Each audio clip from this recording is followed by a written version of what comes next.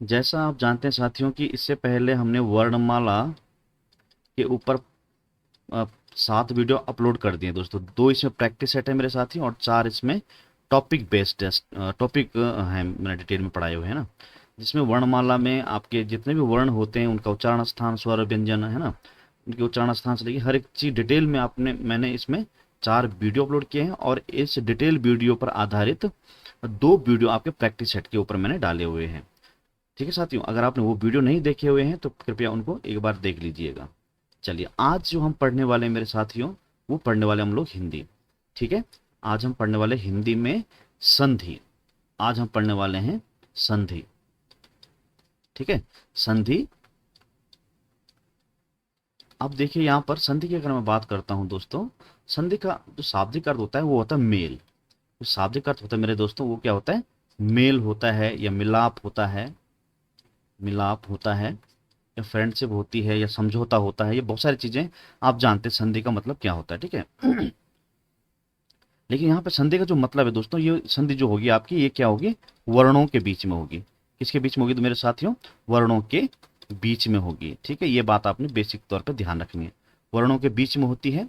अब वर्ण कितने प्रकार होते हैं? एक स्वर होते हैं मेरे साथियों और दूसरा क्या होता है? व्यंजन। इन्हीं के बीच में संधि होगी।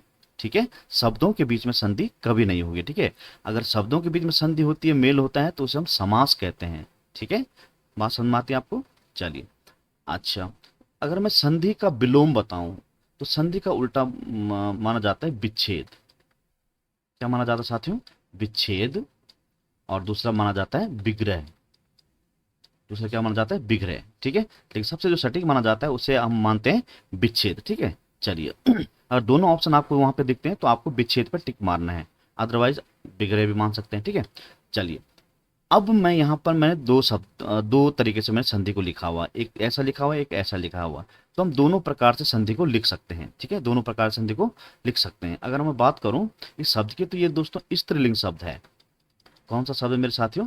स्त्रीलिंग शब्द है ये। ठीक है, स्त्रीलिंग शब्द है ये। और दूसरी मैं बात करूं, इस संधि को ऐसा कैसे लिखा जाता है, तो संधि का जो जो हमारे पास वो है साथियों, क्या इसका अगर मैं संधि विच्छेद करूं तो ये 2 शब्दों से मिलकर बना हुआ है। ऐसा ऐसा सम हलंत प्लस धी से मिलकर बना हुआ है ये समधि। ठीक है, समधि से मिलकर बना हुआ है। और हमने यहाँ पर देखा, ये देखो व्यंजन है और यहाँ पे क्या है? स्वर है। यहाँ पे मेरे साथियों माँ का इस्तेमाल हो रहा है, प्लस माँ और ई। ये अगर हम देखें, सॉरी, ये धा है, हलंत कर देंगे, और ये ई है। तो यहाँ पे देखो व्यंजन व्यंजन का मेल हो रहा है। तो इस संधि में क्या आपका कौन संधि है?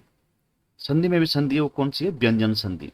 अब यहाँ देखो इसको लिखने का क्या तरीका है मेरे साथियों, कि माँ का अगर व्यंजन संधि आप जब पढ़ेंगे तो माँ का नियम है उसमें। ये बोलता है कि माँ का 2-3 नियम दिए गए हैं उसमें हिंदी में। तो माँ का नियम क्या बोलता है कि यदि माँ के बाद कोई भी स्पर्श व्यंजन, स्पर्श व्यंजन, या फिर आप बोल सकते हैं वर्गीय व्यंजन। क्या आप साथियों? या फिर वर्गीय व्यंजन आए, कोई भी वर्गीय व्यंजन या स्पर्श व्यंजन आए, तो तो जो ये माँ है मेरे साथियों, उस वर्ग के पंचमाक्षर में चेंज हो जाता है। बात समझ में आई? जैसे मान बाप यहाँ पे माँ है, तो और यहाँ पे एक का व्यंजन है, ये माँ व्यंजन है, वो का व्यंजन से इसका मेल हो गया। तो ये जो माँ है मेरे साथियों, ये इस का वर्ग के पंचमाक्षर बोले तो गा में तब्दील हो जाएगा, बदल जाएगा, ये है ना। बात समझ में आई? इसी तरह से इसकी जगह पे माना बात ये है या तो अंतस्थ हो गया, या फिर हम बोल सकते चा है। तो चा का जो अंतिम, अब चा है हमारा का, माँ के साथ चा मिला हुआ है। तो ये जो माँ है, इस चा वर्ग का पंचम अक्षर जो है, चा छा जा झा या, तो ये या में बदल जाएगा, ये माँ। बात समझ में आ रही है आपको? लेकिन अगर हम यहाँ पे देखें तो जो माँ है मेरे साथियों, ये बना हुआ है, मिला हुआ है धा से। धा वर्ग धा किस वर्ग में आता है? ता था, है ना, ता वर्ग में आता है। और ता वर्ग का जो अंतिम अक्षर है, मतलब पंचमाक्षर जो है, पंचमाक्षर, पंचमाक्षर जो है वो क्या है? ता था दा धा ना। तो ये जो माँ है मेरे साथियों, ये नाम में तब्दील हो जाएगा। ये किस में तब्दील हो जाएगा? नाम में तब्दील हो जाएगा। अर्थात जब हम संधि इसका करेंगे, इसकी संधि जब करेंगे हम लोग, तो हम इसको लिखेंगे सा, है ना, आदा ना, ठीक है, हलंत लगा दूं इसमें, और ये धी है, संधि हो गई कि नहीं। लेकिन ये तो ये भी सही है और ये भी सही है, बात समझ में आई आपको। लेकिन इसको ऐसा लिखा नहीं जाता है, शब्द शुद्धि में अगर हम देखेंगे तब हम कैसे लिखें इसको, संधि, आदना अंदर चला जाएगा ऐसा, ये हो गया संधि। आई बात समझ में। दूसरा मैं ये वाला क्यों कैसे लिखते हैं, लेकिन अगर हम इसको देखें आगे, एक मिनट रुक जाओ। अगर हम इस संधि को देखें कि ऐसा लिखा गया है ये वाला, तो इसमें क्या होता है मेरे साथियों कि जब भी इसे पंचमाक्षर में रखा जाता है, जैसे माँ के साथ धा लगा हुआ है, तो धा का जो किस वर्ग का है, ये ता वर्ग का है, तो ता था दादा ना, तो इस वर्ग का पंचमाक्षर इसको लिखा जाएगा, ना लिखा जाएगा। लेकिन इसको अनुस्वार, अनुस्वार के रूप में भी आप इसको प्रयोग कर सकते हैं। अनुस्वार, अनुस्वार जानते ना आप, अंग, अनुस्वार अंग के रूप में भी इसको लिखा जा सकता है। तो कहने का मतलब क्या है, इसको ये जो माँ है ना, ये अनुस्वार बन जाएगा। क्या बन जाएगा, अनुस्वार बन जाएगा। अनुस्वार कैसे बनता है, अंग, ये बन जाएगा। देखिए इसकी यहां पे सिर्फ मात्रा लगेगी, तो सा अनुस्वार यहां पे बिंदु लग जाएगी, और ये धी, संधि, तो ऐसा हो जाएगा, है ना बात समझ में। तो ये कहने का क्या मतलब है साथियों, कि ये भी सही है, ऐसा भी लिख सकते हैं आप, और ऐसा भी लिख सकते हैं, ये आदा ना है, ठीक है, ऐसा भी लिख सकते हैं आप लोग। तो आपको बात समझ में आई कि शब्द में ये क्या क्यों लिखा गया और ये क्यों लिखा गया है। जब आप व्यंजन संधि पढ़ेंगे तो व्यंजन संधि के नियम में जब माँ का नियम आप पढ़ेंगे तो वहां पे आपको समझ में आ जाएगा कि ये ऐसा क्यों हुआ है, ठीक है। चलिए अब हम बात करेंगे मेरे साथियों संधि की परिभाषा के ऊपर। अब हम बात करेंगे मेरे साथ, अगले स्लाइड में चलते हैं। संधि की परिभाषा क्या है, क्या है परिभाषा। परिभाषा देखो दोस्तों, ये फ्री लेक्चर मैं आप लोगों के लिए अपलोड कर रहा हूँ, इसे कोई कॉस्ट पे नहीं करनी है आपने, और पूरे डिटेल वीडियो मैं आपको आपके लिए लाया हूँ मेरे साथियों। और आपने इसको शेयर एंड सब्सक्राइब जरूर करना है मेरे चैनल को, ठीक है, और अपने दोस्तों में भी इसको शेयर करना है। चलो परिभाषा अगर मैं बात करूं मेरे दोस्तों, तो इसकी परिभाषा क्या है, संधि हम किसे कहते हैं। संधि क्या होती है मेरे दोस्तों, दो वर्णों के मेल से। क्या होती है, दो वर्णों के मेल से, दो वर्णों के मेल को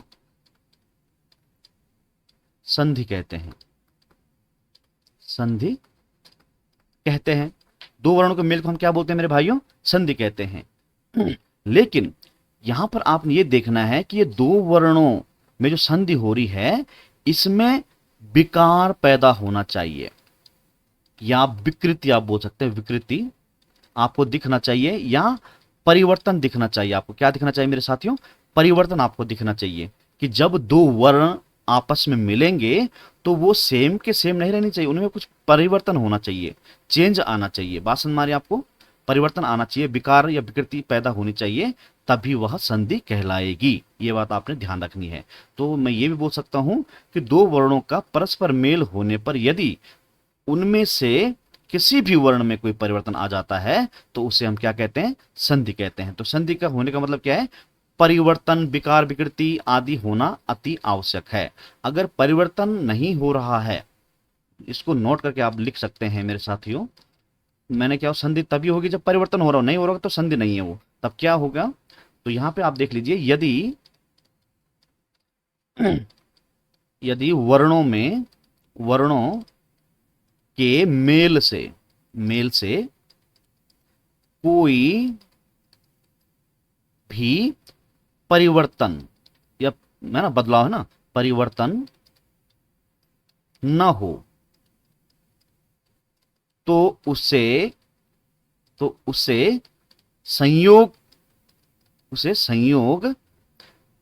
माना जाता है, माना जाता है। अभी मैं आपको एग्जांपल देता हूं इनके, ठीक है। देखो भाई, हमने क्या बोला कि दो वर्णों का मेल होना चाहिए, तभी हम क्या बोलेंगे, उसको संधि बोलेंगे। अगली साइड में चलते हैं हम लोग। संधि, दो वर्णों का मेल होगा। जैसे मैं एक एग्जांपल लिखूं यहां पे, प्रति प्लस आत्मा, यहां पे मैं क्या लिख रहा हूं, शब्द लिखता हूं, सॉरी, प्रत्यात्मा, या फिर एक मिनट, प्रत्याशा लिख देते हैं इसको ना, प्रति धन आशा, आशा लिख देते हैं इसको, आशा।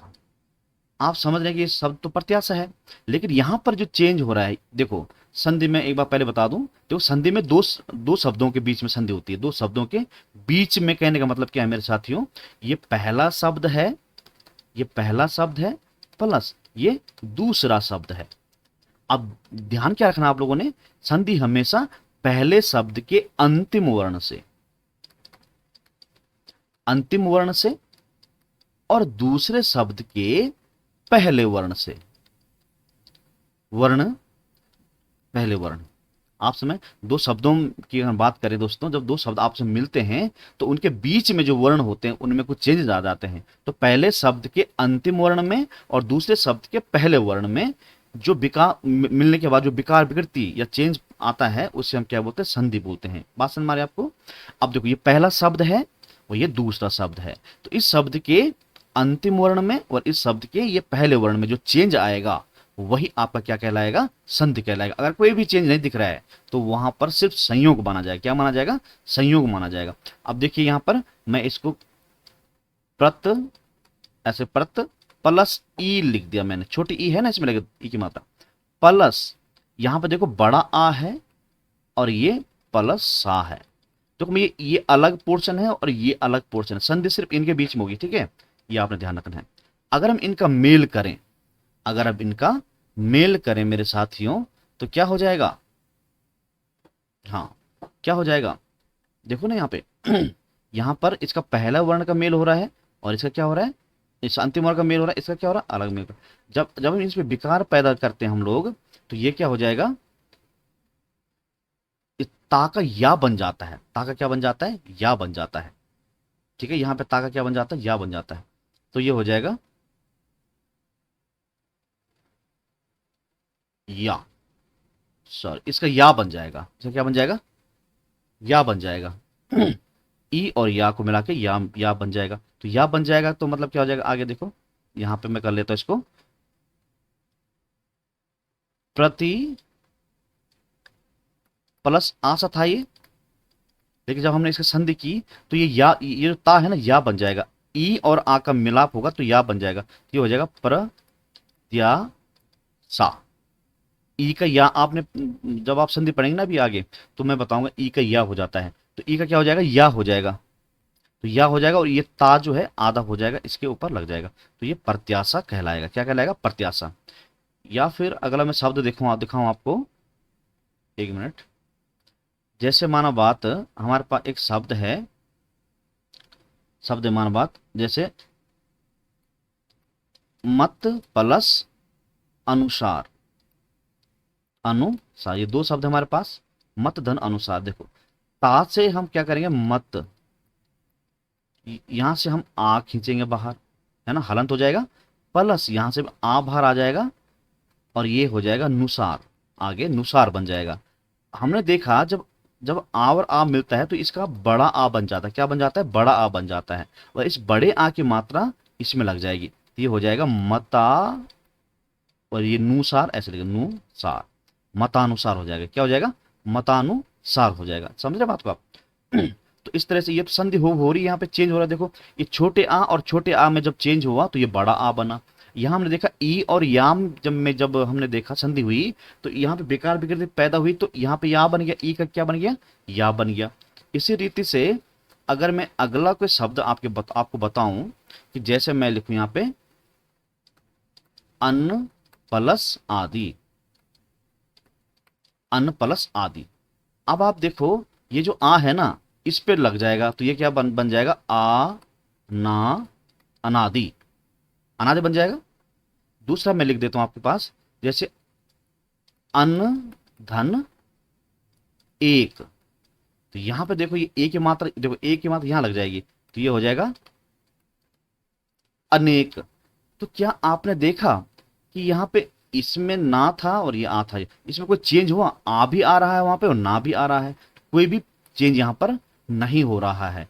अनादि, ये भी अनादि पढ़ा जा रहा है, ये भी अनेक पढ़ा जा रहा है, अन्न धन एक अनेक, तो वैसे तो ये एक ही मात्रा इसमें चढ़ गया, तो इसमें कोई परिवर्तन नहीं हुआ। कोई परिवर्तन आपने देखा, नहीं देखा, इसमें कोई परिवर्तन नहीं है। तो इसको जब परिवर्तन नहीं होता इसको संयोग बोलते हैं हम लोग। क्या बोलते हैं इसको, संयोग कहा जाता है, संयोग। तो क्या बोलेंगे दोस्तों हम लोग, संयोग कहेंगे। क्या कहेंगे, संयोग मात्र। ठीक है, अब जैसे दूसरा दूंगा, उद धन यान, यान ना है ये, एक मिनट, उद धन यान। तो अब देख रहे हैं उद्यान, ये देखो उद्यान, उद्यान हो गया ना ये। वैसे सेम कोई भी परिवर्तन नहीं हुआ इसमें, है ना। इसमें संधि कहाँ हो रही, दा और प्लस या में संधि हो रही है, लेकिन ये तो कोई चेंज नहीं हो रहा है यहाँ पे। और यहाँ आन आगे लिख देंगे हम, आन, और ये ऊ यहाँ लिख देंगे। तो ये तो पूरा वैसे का वैसे हो गया, आ की मात्रा यहाँ पे लग गई, उद्यान ही हो गया। तो इसमें कोई परिवर्तन नहीं हुआ। तो ये क्या है, एकमात्र संयोग है, ये एकमात्र क्या है, संयोग है। ये चीज आपने ध्यान रखनी है। ठीक है, चलिए अगली स्लाइड पे चलते हैं हम लोग। अब देखते हैं दोस्तों हम संधि के प्रकार, संधि के प्रकार, संधि के प्रकार। आप सभी जानते हैं, बहुत बार आपने पढ़ भी लिया होगा कि ग्रुप सी में हिंदी देखो 20 नंबर की पूछी जाती है ना। इसलिए आपने बहुत बार इसको पढ़ा भी होगा, लेकिन आप देख लीजिए, थोड़ा चेंज आपको जरूर दिखेगा। देखो भाई, संधि अगर हम बात करें तो संधि होती है 3 प्रकार की। संधि होती है हमारे पास 3 टाइप्स ऑफ संधि कॉम्बिनेशन। तो संधि की अगर बात करें तो पहले अगर हम देखें तो ये होती है स्वर संधि। ये क्या होती है मेरे दोस्तों, एक होती है हमारे पास स्वर संधि, दूसरी होती है हमारे पास व्यंजन संधि, व्यंजन संधि, और तीसरी होती है हमारे पास विसर्ग संधि। तीसरी कौन सी होती है मेरे भाइयों, विसर्ग संधि होती है। बात समझ में आपको, विसर्ग संधि। अब इनके बारे में देखते हैं हम लोग। स्वर संधि क्या होती है मेरे साथियों, जब स्वर के साथ स्वर का मेल हो, जब स्वर के साथ स्वर का मेल हो, कहने का मतलब क्या है, दोनों तरफ क्या हो, स्वर हो, लेफ्ट हैंड साइड भी स्वर हो प्लस राइट हैंड साइड भी आपका स्वर मिले, तो इसको हम क्या कहते हैं, स्वर संधि कहते हैं। क्या कहते हैं मेरे भाइयों, इसको स्वर संधि कहते हैं। हम जानते हैं हमारे पास 11 स्वर हैं, तो एक स्वर इस तरफ होगा तो बचे कितने, 10 स्वर, तो 10 स्वरों में से कोई एक स्वर इस तरफ होगा। बात समझ में आई। तो ये चीज तो आप समझ जाइए कि स्वर संधि किसे कहते हैं। स्वर संधि वह संधि होती है जहां पर परस्पर 2 स्वरों के मेल से जो विकार विकृति पैदा हो जाती है, उसे हम क्या कहते हैं, स्वर संधि कहते हैं या मानते हैं। ठीक है, आ रही बात समझ में, उसे हम क्या कहते हैं, स्वर संधि कहते हैं।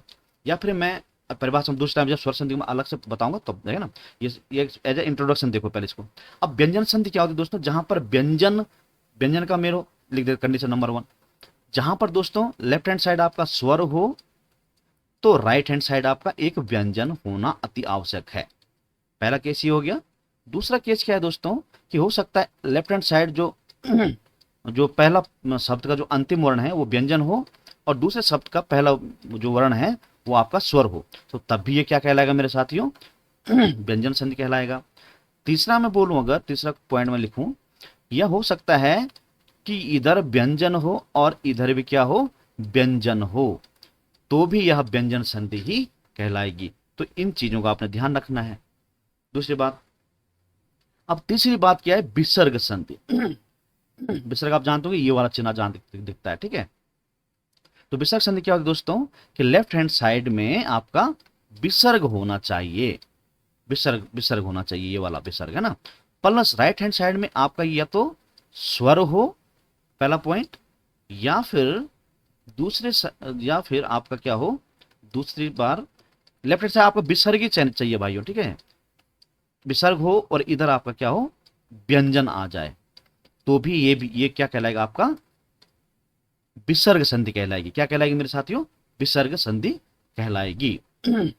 अगर हम उत्तराखंड, पटवारी, लेखपाल या फिर बंदी रक्षक या फिर बीडीओ बीपीडीओ के सिलेबस में अगर हम बात करूं दोस्तों, तो उसमें हमारी स्वर संधि में से एक अयाद्य संधि नहीं है सिलेबस में।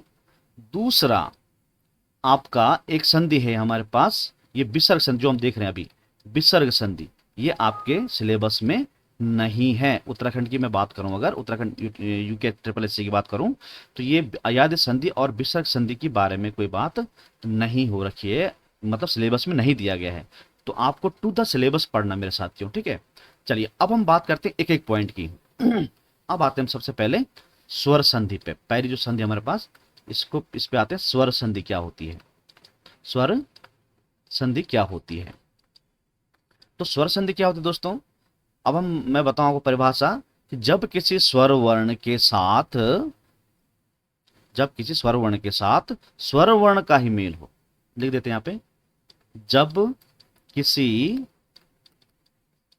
किसी स्वर वर्ण के साथ स्वर वर्ण का मेल हो या मेल होता है तो वहां स्वर संधि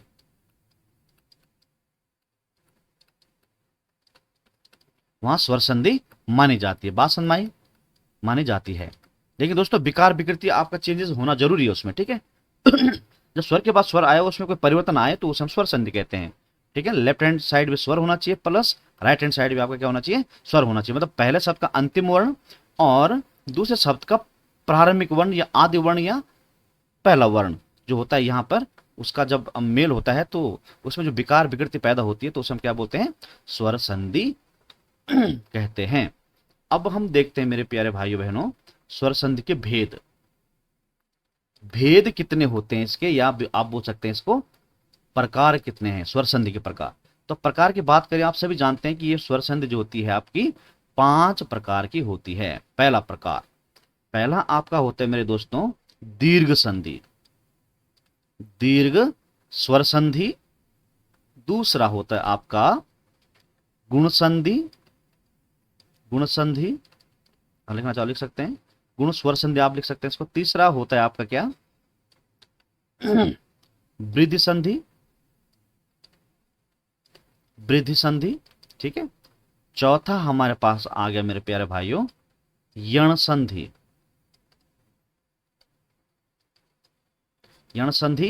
और पांचवा और अंतिम आ गया हमारे पास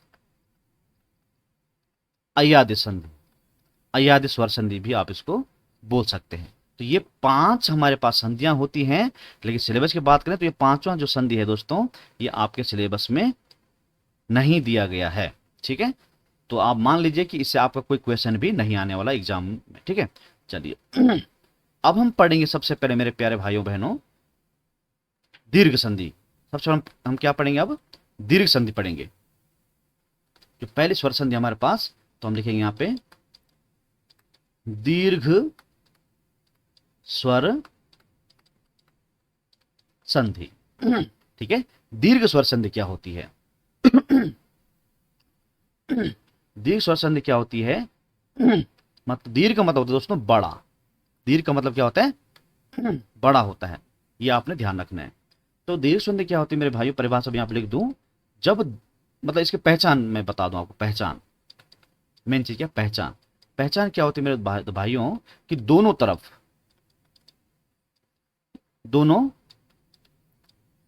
तरफ समान स्वर होने चाहिए, समान स्वर।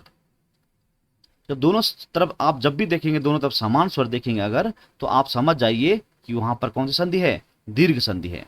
दूसरी बात, वहां पर जब भी दो समान वर्ण मिलेंगे तो वहां बड़े का आदेश हो जाएगा। क्या हो जाएगा? बड़े का आदेश हो जाएगा। कहने का मतलब क्या है? वहां वो दीर्घ आदेश हो जाएगा। जैसे मैं यहां देखूं, हम जानते हैं मेरे साथियों ह्रस्व स्वर होते हैं, दीर्घ स्वर होते हैं। आई बात समझ में? तो ह्रस्व स्वर में दीर्घ स्वर कौन होते हैं? बड़ी ई, है ना। सॉरी एक मिनट, बड़ा आ भी तो है। शुरुआत करेंगे हम, एक मिनट। बड़ा आ भी तो है ना। एक मिनट, सॉरी। बड़ा आ कॉमा बड़ी ई कॉमा बड़ा ऊ, ये 3 जो स्वर हैं दोस्तों, ये बड़ा हैं या दीर्घ बोलते हैं इनको। क्या बोलते हैं इनको? दीर्घ बोलते हैं। जहां पर आपको पहचान क्या है, जहां पे आपको ये बड़ा आ की मात्रा दिखेगी, बड़ी ई की मात्रा जिस शब्द में दिखेगी, या फिर बड़े ऊ की मात्रा जिन जिन शब्दों में आपको दिखेगी, तो आप समझ जाइए कि वहां पर कौन सी संधि है, कौन संधि है, दीर्घ संधि है। अब दीर्घ संधि ये तो पहचान हो गई, लेकिन दूसरी बात आपने ये देखनी है दोस्तों कि दोनों साइड सेम स्वरों का होना अति आवश्यक है। सेम, यहां पे भी same plus same, same plus same होना चाहिए, मतलब लेफ्ट हैंड साइड भी सेम वोवेल्स होना चाहिए और राइट हैंड साइड भी आपका सेम स्वर होना चाहिए, तभी आपका ये दीर्घ संधि कहलाएगी। बात समझ में आ रही है आपको? अच्छा, ये तो हो गई एक बात। दूसरी बात आप देखिए जरा, दीर्घ स्वर कैसे बनता है, जो दीर्घ कैसे कैसे बनेगा। देखो दोस्तों, ये आपको पता होना चाहिए, ठीक है, ये जरूरी चीज है, मतलब मैं आपको बेसिक से पढ़ा रहा हूं दोस्तों, बेसिक से हाई लेवल। जो बच्चे पहली बार भी देख रहे हैं वो भी समझ में आ जाएगा, उनको भी समझ में आ जाएगा, और जो पहले से पढ़ चुके हैं उनको भी ये बेटर अंडरस्टैंडिंग के लिए ये भी समझ में आ जाएगा, ठीक है। उनको तो खरा नहीं है समझ में। तो देखो, जब आपका छोटा आ लेफ्ट हैंड साइड हो, मतलब लेफ्ट हैंड साइड में पहले शब्द का अंतिम वर्ण और दूसरे शब्द का यहाँ पे अंतिम वर्ण हो, छोटा आई हो, देखो समान स्वर आ गया ना, समान स्वर, तो इसका होता है मतलब बड़ा आ। तो बड़ा आ एक ऐसा बनता है। दूसरा कैसे बनता है मेरे प्यारे भाइयों, यहां पर आपका छोटा आ हो और इधर आपका बड़ा आ हो, तब भी आपका बड़ा आ ही बनेगा, बड़ा आ ही बनेगा। तीसरा अब देखो बड़ा कैसे बनेगा, इधर आपका बड़ा आ हो जाए और इधर आपका छोटा आ हो जाए, तब भी आपका दीर्घ आदेश हो जाएगा, दीर्घ आदेश हो जाएगा। आई बात समझ में? तीसरा हो गया। चौथा क्या है मेरे प्यारे भाइयों, इधर आपका बड़ा आ है और राइट हैंड साइड भी आपका बड़ा आई है। अब इनमें विकार विकृति पैदा होगी तो ये बड़ा आ का रूप ले लेगा। तो ये बड़ा आ कैसे कैसे बनता है ये आपने देख लिया। बात समझ में आई? आ रही बात समझ में आपको? तो ये इन चीजों का आपने विशेष तौर पे ध्यान रखना है। तो मेरे को सर्कल कर देते हो दूसरे कलर से, ये बड़ा आ कैसे बना, ये बड़ा आ कैसे बना, ये बड़ा आ कैसे बना, ये बड़ा आ कैसे बना। तो आप इनका स्क्रीनशॉट भी ले सकते हैं। चलिए अब दूसरा देखते हैं यहां पर। अब ये बड़ा आ के लिए हमने यहां पे किया, ठीक है, ये बड़ा आ कैसे बना, ठीक है, ये वाला देखा। अब हम देख रहे हैं यहां पे बड़ी ई कैसे बनती है, बड़ी ई कैसे बनती है। नंबर एक, देखो मेरे प्यारे भाइयों, जब लेफ्ट हैंड साइड छोटी ई हो और राइट हैंड साइड भी छोटी ई हो तो आपका बड़ा ई बनेगा। दूसरा पॉइंट, जब लेफ्ट हैंड साइड आपका ई हो और दूसरे हैंड साइड आपका बड़ी ई हो तो भी बड़ी ई ही बनेगी। तीसरा पॉइंट क्या है इसमें, जब इधर बड़ी ई हो और इधर एक मिनट, छोटी ई हो, इधर आपकी छोटी ई हो, ओहो चलो बड़ी ई, बड़ी ई, तब ये क्या हो जाएगा, बड़ी ई बनेगा। चौथा पॉइंट क्या है, इधर बड़ी ई हो और इधर छोटी ई हो तो भी आपका क्या बनेगा मेरे भाइयों, बड़ा ई ही बनेगा। तो ये था दूसरा पॉइंट, है ना, दीर्घादेश ये बड़ा ई बना दिया इसने, ठीक है।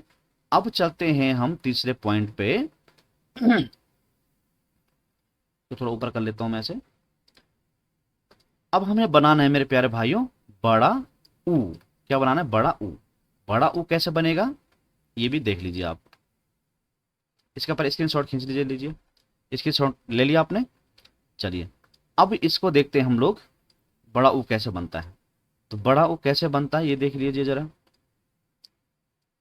यदि लेफ्ट हैंड साइड ऊ हो और राइट हैंड साइड भी ऊ हो, समझो समान स्वर देख रहे हैं आप, यहाँ भी समान समान है, तो यहाँ क्या बनेगा, ये बड़ा ऊ बनकर आ जाएगा।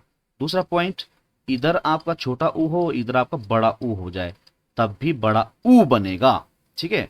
तीसरा पॉइंट, इधर बड़ा ऊ हो जाए और इधर छोटा ऊ हो जाए तब भी आपका बड़ा ऊ बनेगा, ठीक है।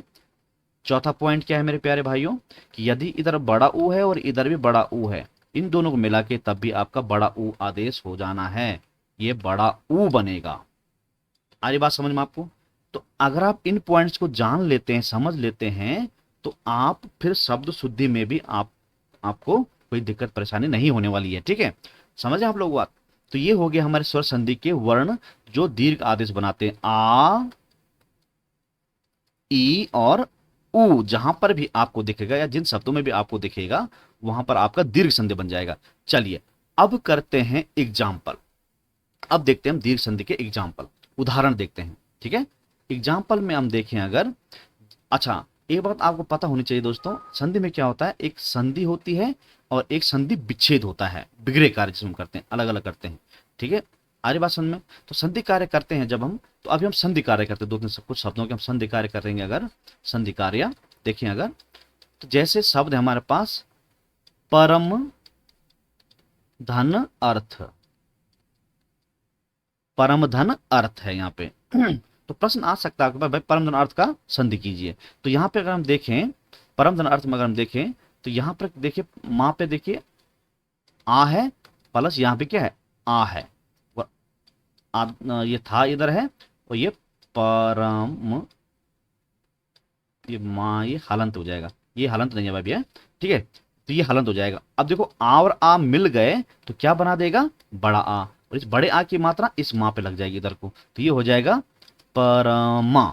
ये आ हो गया और ये था, ये था याद यहाँ लगा दिया रेफरा, तो ये हो गया परमार्थ। तो देखो बड़ा आ दिखा आप शब्द में, तो बड़ा आ जब आपको दिख रहा है तो इसका मतलब ये दीर्घ संधि है। इसका मतलब क्या है, ये दीर्घ संधि है, बड़ी संधि है मतलब, ठीक है।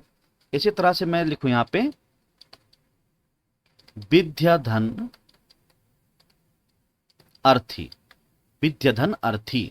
तो देखो यहां पे मैं अगर देखूं विद्या हलंत कर दूं, मैं यहाँ पे हलंत कर दूं, तो यहां से क्या निकलेगा मेरे प्यारे भाइयों, बड़ा आ निकल जाएगा बाहर, प्लस यहाँ छोटा आ है, और यहाँ ये थी इधर वाला है रह गया। तो इन दोनों को जब हम मिलाएंगे तो ये क्या बना देगा, बड़ा आदेश बना देगा, दीर्घ आदेश बना देगा। तो ये दीर्घ आदेश आ का मात्रा इस ध्या पे लग जाएगा, तो ये हो जाएगा बी ध्या, और ये अर्थी यहाँ पे आ जाएगा थी, विद्यार्थी। तो ऐसा इसमें देखो, तो बड़ा हो रहा ना यहाँ पे, आप विकृति हो रही है नहीं हो रही है, तो देखो सेम स्वर यहाँ भी आ है यहाँ भी आ है, ठीक है। तो ये हो गया आपका एग्जाम्पल कुछ। चलो कुछ और एग्जाम्पल देखते हैं हम लोग। जैसे मैं बोलूं रवि धन इंद्र, इनकी हम संधि कर रहे हैं मेरे प्यारे भाई, ठीक है। तो सब देखो यहाँ पे इस शब्द का अंतिम वर्ण मिलेगा पहले शब्द का, इस शब्द का पहला वर्ण मिलेगा। तो यहाँ पे देखो रब हो जाएगा, और ये छोटी ई इधर हो जाएगी, प्लस यहाँ पे भी ये छोटी ई है, ये द्र, ये यहाँ पे ये अलग हो जाएगा, ये दोनों मिलेंगे, इन दोनों में चेंज होगा, तो ये छोटा छोटा मिलकर बड़ा बना देगा, बड़ा ई। अब बड़े ई की मात्रा इस वी पे लग जाएगी, तो ये हो जाएगा रवि, क्या हो जाएगा रवि, और ये द्रा यहां लगा देंगे हम लोग, छोड़ा ये गलत हो गया, ये तो बड़ी ई है ना, तो बड़ी ई की मात्रा क्या हो जाएगी मेरे भाइयों, रवि ऐसा हो जाएगा, और ये ऐसा रविंद्र, ये वाला शब्द यहाँ पर लग जाएगा रविंद्र, तो ये क्या हो जाएगा रविंद्र हो जाएगा, क्या हो जाएगा रविंद्र। तो दीर्घ आदेश हो रहा है यहाँ पे, बिल्कुल हो रहा है। अगला देखिए, जैसे हमारे पास शब्द है मेरे प्यारे भाइयों कपि धन ईस, कपि धन ईस। तो यहां से अगर हम देखें तो क्या आ जाएगा, छोटा ई और प्लस यहाँ क्या बड़ा ई है, तो ये दोनों मिलकर क्या हो जाएगा, बड़ा हो जाएगा, बड़ा ई हो जाएगा। तो इसको हम क्या लिखेंगे, कपीस, बड़ी ई की मात्रा पी पे लग जाएगी, पा पे लग जाएगी, तो ये कपीस हो जाएगा, क्या हो जाएगा कपीस हो जाएगा। समझ रहे हैं आप लोग। चलिए अगला शब्द देखिए जरा। अगर हम देखें दोस्तों, जैसे हमारे पास है भानु धन उदय, भानु धन उदय।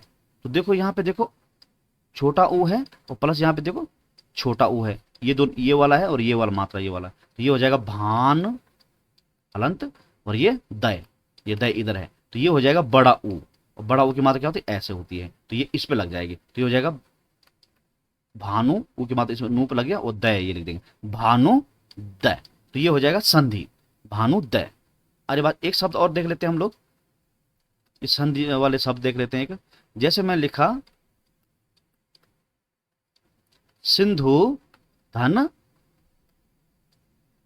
उर्मी, सिंधु धन उर्मी। तो यहां देखो छोटा ऊ है, इसमें देखो मात्रा लगी हुई है, छोटा ऊ, ये छोटा ऊ है प्लस ये बड़ा ऊ है, ये मिल जाएंगे क्या बना देगा, बड़ा ऊ, बड़े ऊ की मात्रा बना देगा, तो इसमें लग जाएगा देखो, तो ये सिंधु हो गया, और बड़े ऊ की मात्रा सिंधु है ना, अरे बात समझ में आपको, और ये मी यहां लग जाएगा मेरी, ये सिंधूर में हो जाएगा, शब्द क्या हो जाएगा इसका सिंधूर्मी।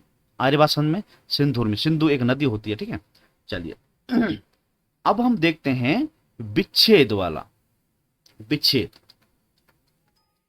विच्छेद, विच्छेद वाले शब्द देखते हैं। ठीक है, विच्छेद कार्य कैसे किए जाते हैं।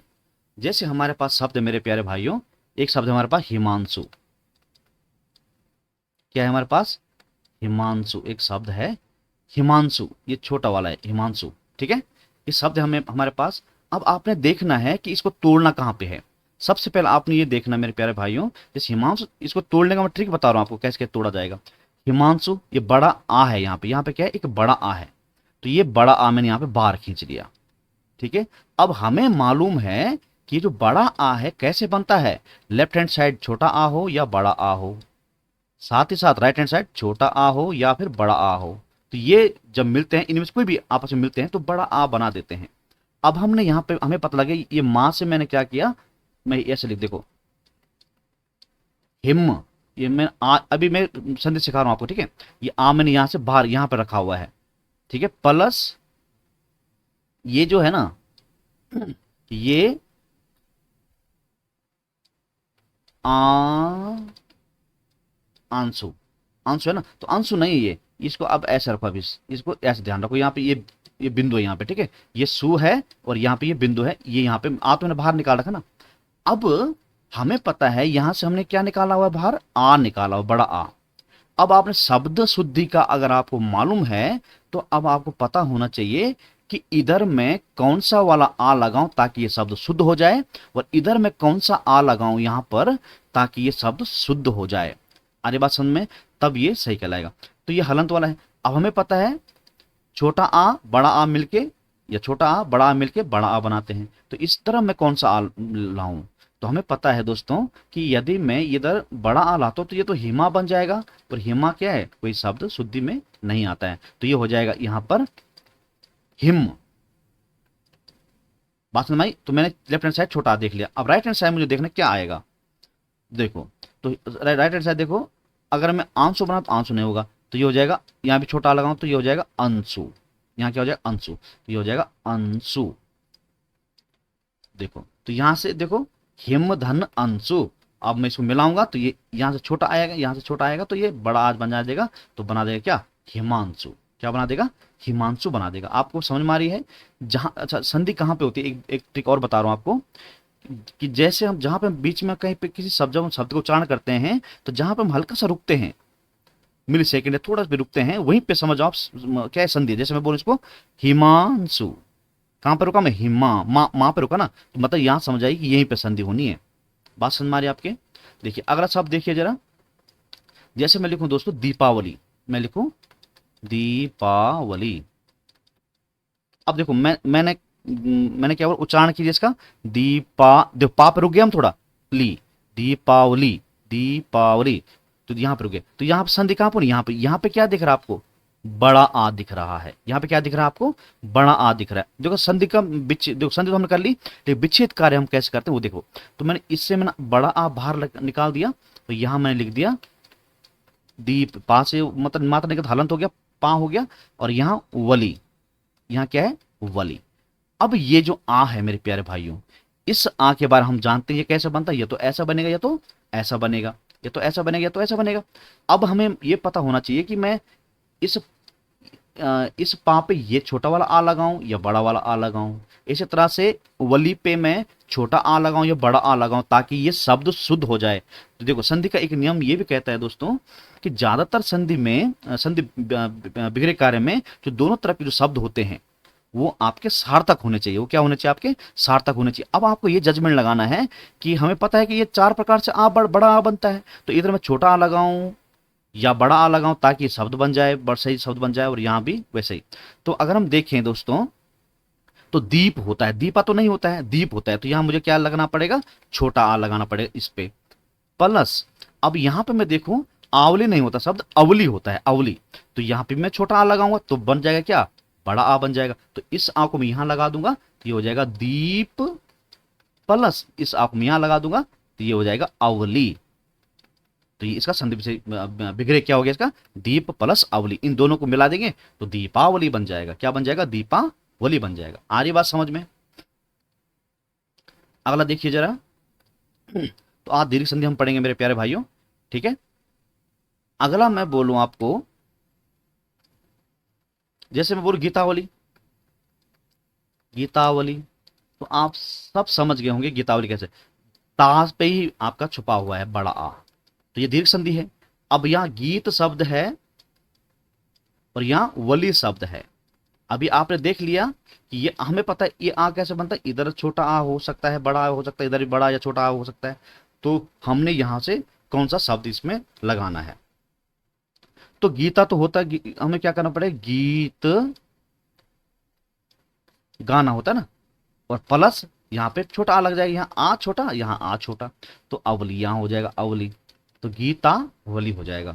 ठीक है, तो ये साथ में मिलकर गीतावली हो जाएगा आपका। ठीक है, इस तरह कवितावली हो जाएगा आपका, दीपावली हो जाएगा, मुक्तावली हो जाएगा आपका। तो आपने ये इनको ऐसे ही करना है। ठीक है, अब हम चलते हैं मेरे दोस्तों, जैसे छात्रावास, तो छात्रावास का आप जानते हो छात्र धन आवास हो जाएगा, है ना, छात्र धन आवास। अच्छा, एक मैं आपको इस छात्रावास में थोड़ा आप दिखाता हूँ जरा आपको, छात्रावास में क्या हिसाब है। देखो भाई, छात्रावास थोड़ा टफ हो सकता है, ये देखिए हमें पता है यहाँ पे आ है, तो यहाँ हो गया छात्र हलंत, त्रा हलंत हो जाएगा, और ये वास हो जाएगा। हमें मालूम है इधर छोटा आ या बड़ा आ प्लस इधर छोटा आ या बड़ा आ में से कोई एक आ यहाँ लाना है। तो देखो यहां से मैं अगर मैं छोटा आ लाता हूँ इसको, ये बन जाएगा छात्र, ये मैं छोटा आ ला दिया, यहाँ सेलेक्ट कर दिया, और यहां से मैंने क्या कर दिया, बड़ा आ। देखो आवास कोई नहीं, छोटा आ लगा तो आवास हो जाएगा, तो मुझे क्या करना पड़ेगा, यहाँ पे बड़ा आ लेना पड़ेगा। क्या लेना पड़ेगा, बड़ा आ लेना पड़ेगा, तो प्लस हो जाएगा आवास। तो छात्रावास मतलब जहां पे छात्रों का घर, छात्र। तो एक इसको ऐसा इसको किया जाता है संधि। दूसरा देखो, अगर मैं यहां बड़ा आ लाता तो ये हो जाता छात्रा प्लस आवास, तो दूसरा ये ऐसा बन जाता, तो ये भी सही है मेरे पे, ये भी सही है। इस तरह गीतावली में भी क्या है दोस्तों, ये गीता भी तो एक शब्द है, गीता नहीं है, गीता भी एक शब्द श्रुति है, तो यहाँ पे भी डबल केस आपको देखने को मिलेंगे। तो इन दोनों को आपने ध्यान में रखना है। आ रही बात समझ में, ठीक है। हाँ, छात्रावास, तो छात्र का मतलब होता है, अगर हम पुरुष की बात करें तो ये छात्र बोलते हैं, और महिला की बात करें तो उसको छात्रा बोलते हैं। लेकिन अगर संयुक्त रूप में बोले इसको तो छात्र कहते हैं, लड़का और लड़की दोनों की बात करें तो ये इसको संबोधित किया जाता है छात्र से। ठीक है, अच्छा अब देखिए अगला, देखिए जरा अगला शब्द हमारे पास, जैसे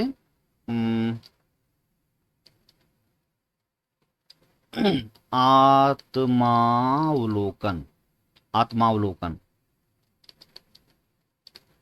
आत्मावलोकन, इसका अगर हम देखें तो आत्मालोकन, ये देखो यहाँ पे टूट रहा है ये, तो ये बड़ा आ हो गया, ये क्या है, बड़ा आ हो गया। अब हमें पता है कि मां से मैंने बड़ा आ निकाल दिया, तो आत्म, आत्म हो गया, प्लस यहां पर क्या है, वा आ रखा है, लोकन, वलोकन,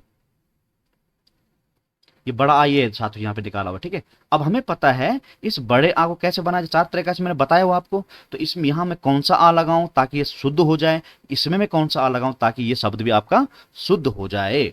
ठीक है, तो हमें पता है कि आत्म शब्द होता है, हमें पता है आत्म शब्द होता है, तो यहां हो जाएगा आत्म, हालत हट जाए क्योंकि यहां मैंने यहां लिखा छोटा आ निकाल दिया, प्लस यहां पे मैंने क्या है, छोटा आ, अवलोकन है तो अवलोकन होता है, प्लस यहां हो जाएगा अवलोकन,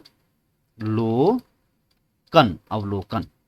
ठीक है, तो आत्म अवलोकन, देखो आत्मा अवलोकन मत कर देना भाइयों, आत्मा अवलोकन मत कर, ये गलत हो जाएगा। ठीक है, ये आपका क्या हो जाएगा, गलत हो जाएगा, इसको ध्यान में रखना आप लोगों ने। ठीक है, अगला एक शब्द देख लीजिए जरा, जैसे हमारे पास एक शब्द है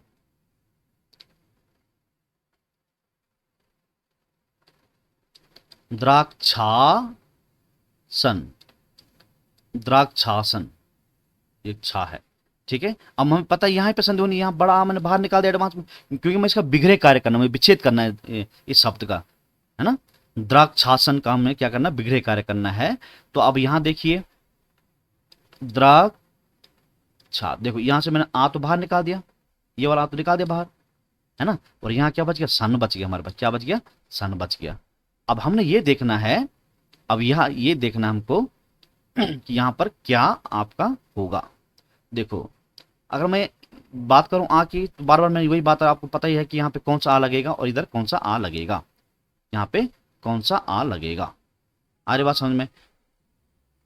एक मिनट, यहाँ पे कौन सा आ लगेगा और यहाँ पर कौन सा आ लगेगा आप जानते हैं। तो यहाँ देखिए, तो अगर मैं यहाँ पे छोटा आ लगाऊं तो ये द्राक्ष हो गया। द्राक्ष कोई शब्द नहीं होता है, द्राक्ष कोई शब्द नहीं होता है। तो यहाँ पे आपको बड़ा आ लगाना पड़ेगा, द्राक्ष हो जाएगी। ये क्या हो जाएगा? द्राक, एक मिनट, ये क्या हो जाएगा? द्राक्षा। इसका मतलब दोस्तों अंगूर, इसका मतलब अंगूर होता है, ठीक है, इसका मतलब अंगूर। द्राक्षा हो गया। अब इधर मुझे कौन सा शब्द लगाना है ये भी आपको देखना है, ठीक है। ये क्या है? ये क्या है? ये देखो वाह है मेरे भाइयों, वाह, द्राक्षा साव, ये वाह है, गलत हो गया, ठीक है, अभी मुझे ध्यान आया। अच्छा ये देखिए, अब मुझे पता है कि ये सब में मैं कौन सा आ रहा हूँ, बड़ा आ लगाऊं या छोटा आ लगाऊं। तो अगर हम शब्द की बात करें दोस्तों, तो आसव एक शब्द होता है, तो यहाँ हम लगा देंगे बड़ा आ, आसव, आसव। तो आसव का क्या मतलब होता है? आसव का मतलब होता है मेरे दोस्तों रस। आशा का क्या मतलब होता है? रस होता है। तो अब आप समझ ही चुके होंगे कि संधि कैसे की जाती है और विच्छेद या बिखरे कार्य कैसे किया जाता है। तो इतना इजीली मैंने आपको इसको समझा दिया है कि मुझे नहीं लगता कि आपको कोई गलती होने वाली है किसी भी शब्द में। आ रही बात समझ में आपको? ठीक है साथियों, ठीक है।